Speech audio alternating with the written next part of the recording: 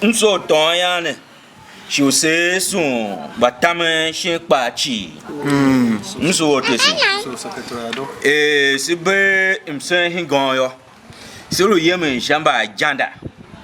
By Jim by Bapesi Lamp Shami yo. A janda he nya yo. Yepe ona wanguwara ogena de wenguwaga. Msu otese. So Mbatamen ba yo do anachi. Ni ane siba kumba hiyo nene ku solomba mze yo ruzanse yo hiyo ne ya. Je secretary van do ne mina. Si so e yo do ne hide tire ya van no kujimara. Sima nyon nga peri nyon nga peri nyon nga peri. Hepo na wengu waya. Akpe ngwa diwega ngwa muwaga. Kolo ometa diwengu waga muwaga chi. Bimo ore 200 ha. Won pa ne wengu wa we fa diwengu waga. Akata usu. Wala mun na senzu he yo nene. So yo nega. He gere yo ne ko usu. Si de suru na zona hana. Mom. Usu otese. Akata usu. Kama yeke mom la mayu. Ba jinde ko ru ajiri aga. Kwa yano wo de nya won kuramka. Zekuru, sa zekuru sa zeyu. Nkadabde. Nkamaga. Never na kwa hiyo do ane je ka nya na we kom. Tito e. Pade de mo mo akpe mu wangu ha. Koro krataga. Eh. Why? Moyo kura pa ya ba ne venda. Me po wangu ya mi o mo krataga. Fo. Nanga se yangi lo pere nga pere nyolo duwe yo kwa ka yiluga. Na nangme arriva to me la kwa ho. Yo banga ke church. Mbatamen chi. Mso what is it? Sheni vihin shi oyo. Bakiri ye gba to sha praga. Mumo na ha mda o. Yumba ne weru nyoro na ha mo na mfa.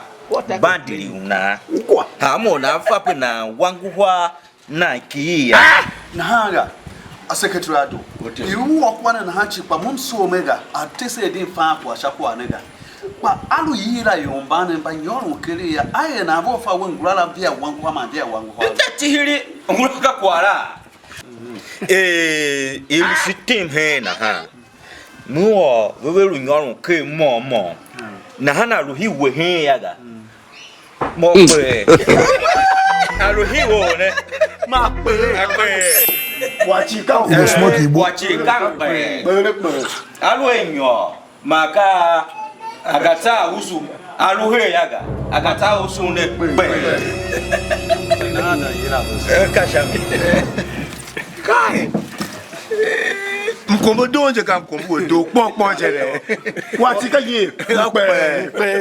Wa yoje pe. Wachika pe wo pe shamiga gba shamiga. Mo baba ba nyoro ke mo Hai ma bu shiva kwa shoto baba he ba chicha aho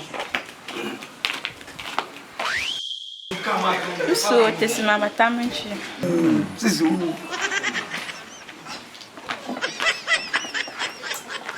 So tesi Mbatamen chi.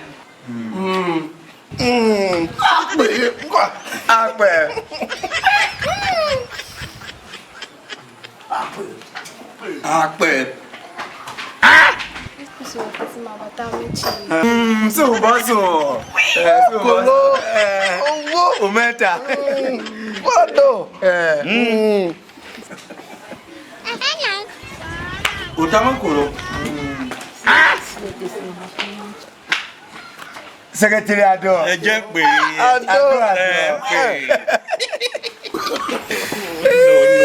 No. So tesi Mbatamen chi. Agata uso. Oh, msu.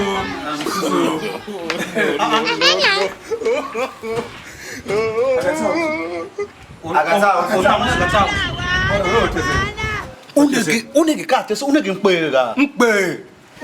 na bo pere o te se mo je pe o te se na ha mo ni gi iru te se won ka mpe je pe o te se oga ta wusu wo ayo ga iru oye o le te wan gwa hi poro wan gwa ga na pe wo ne gi ga pe pastor o te se aga ta wusu wo pe wo ni na pe ni ba ne gi ga ma kan pe o te se vi yo duwa na mo ga ye le so vi hin po si so so ro ne ya ni gbe na mu ne Akwe mi ja ba mi no mo ne ko ni ne na mo pe se ko aworo pe o te se